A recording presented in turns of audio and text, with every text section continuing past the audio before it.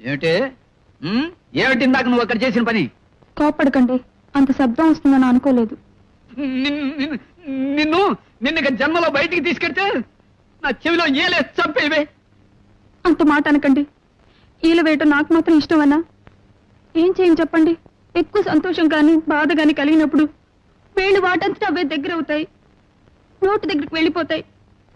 లోపల నుంచి గాలి వస్తుంది, బయటికి శబ్దం వస్తుంది. ఇవన్నీ నాకు తెలియకుండానే జరిగిపోతాయండి. నా వల్ల కాదే. ఏలేసే పెళ్ళాన్ని ఏలుకోలేను.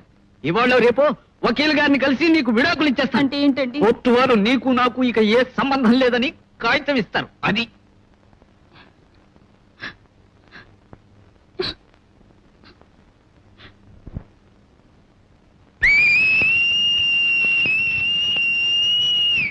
క్షమించండి, ఇది బాధ ఇలా.